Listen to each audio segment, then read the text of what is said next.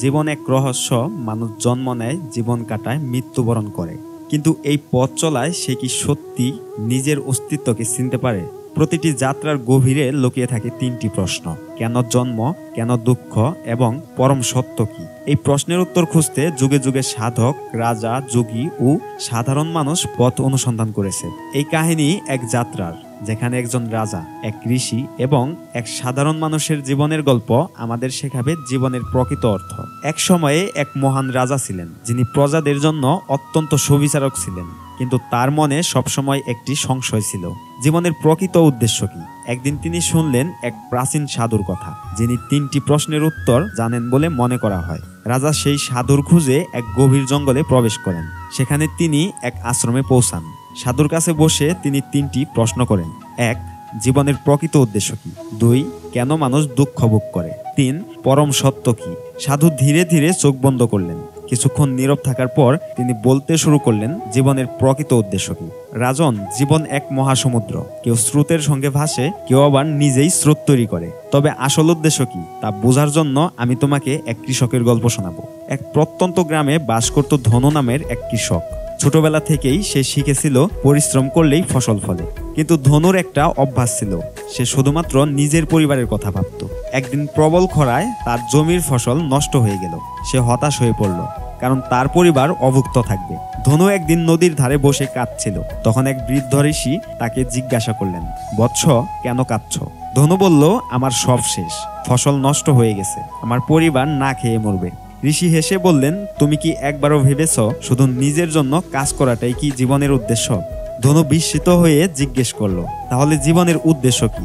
ঋষি তাকে বললেন: তোমার জমির পাশে বহু কৃষক আছে, যাদের জমি উর্বর, কিন্তু তারা জানে না কিভাবে ফসল ফলাতে হয়। তুমি যদি তাদের শিক্ষা দাও, তাহলে তারা ফসল ফলাবে, আর তোমার জন্য কিছু ভাগ রাখবে। একা বাঁচার চেয়ে সবাইকে নিয়ে বাঁচাই সত্যিকারের লক্ষ্য।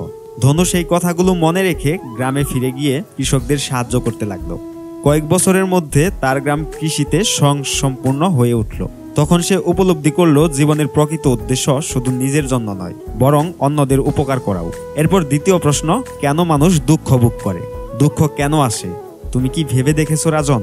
আমি তোমাকে এক রাজপুত্রের গল্প শোনাবো, যে দুঃখের প্রকৃত কারণ খুঁজেছিল। এক শক্তিশালী রাজ্যের উত্তরাধিকারী ছিল রাজপুত্র বিক্রম। ছোটবেলা থেকেই তার সবকিছু হাতের কাছে ছিল: অহংকার, সম্পদ, ক্ষমতা। কিন্তু একদিন হঠাৎ তার রাজ্যে আক্রমণ করে এক শত্রু রাজা। তার রাজত্ব ধ্বংস হয়ে যায়। সে বন্দী হয়ে পড়ে। বন্দী অবস্থায় বিক্রম ভাবতে লাগলো: আমি সব হারালাম, এত বড় রাজত্ব ছিল, এত ক্ষমতা ছিল, আজ সব শূন্য। সে গভীর হতাশায় ডুবে গেল, খাওয়া দাওয়া বন্ধ করলো। তখন এক সাধু এসে তাকে বললেন: বৎস, তুমি কেন দুঃখী? বিক্রম বলল: আমি আমার সব হারিয়েছি। সাধু বললেন: তুমি কি কখনো ভেবেছ তুমি যা হারিয়েছ তা কি সত্যিই তোমার ছিল? বিক্রম বিস্মিত হয়ে তাকালো। দুঃখ তখনই আসে যখন আমরা এমন কিছুর প্রতি আসক্ত হয়ে পড়ি যা আমাদের নিয়ন্ত্রণে নেই। ক্ষমতা, সম্পদ, প্রতিপত্তি, এগুলো ক্ষণস্থায়ী। এগুলোর জন্য বাঁচলে দুঃখ আসবেই। সুখ তখনই আসবে যখন তুমি নিজের ভেতরে শান্তি খুঁজবে। বিক্রম সেই দিন থেকে অহংকার ত্যাগ করে প্রকৃত সুখ খুঁজতে বেরিয়ে পড়ে। তৃতীয় প্রশ্ন: পরম সত্য কি? সাধু এবার রাজাকে শেষ গল্পটি শোনালেন। বহু বছর আগে এক যোগী ছিলেন, নাম শ্রীধর। তিনি সারা জীবন সত্য খোঁজার চেষ্টা করেছেন। তিনি পাহাড়ে ধ্যান করতেন, শাস্ত্র পড়তেন, কিন্তু পরম সত্য বুঝতে পারছিলেন না। একদিন তিনি এক বৃদ্ধার কাছে গেলেন, যিনি শুধু প্রেম করো বলে হাসলেন। যোগী প্রশ্ন করলেন: এই ছোট্ট কথার মধ্যে পরম সত্য কিভাবে লুকিয়ে থাকতে পারে? বৃদ্ধা বললেন: জ্ঞান, ত্যাগ, শক্তি, সবকিছুর উপরে একমাত্র সত্য হলো ভালোবাসা। যখন তুমি নিঃস্বার্থ প্রেম করবে, তখনই তুমি সত্যের সন্ধান পাবে। তিনটি গল্প শোনার পর রাজা উপলব্ধি করলেন জীবনের উদ্দেশ্য হলো শুধু নিজের জন্য বাঁচা নয়, বরং অন্যদের উপকার করা। দুঃখ আসে তখনই যখন আমরা যা আমাদের নিয়ন্ত্রণে নেই তার পিছনে দৌড়াই। পরম সত্য হলো নিঃস্বার্থ ভালোবাসা।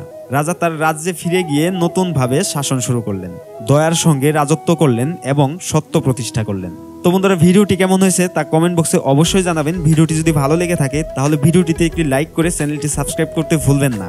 দেখা হবে পরবর্তী ভিডিওতে। ভালো থাকবেন, সুস্থ থাকবেন। ধন্যবাদ।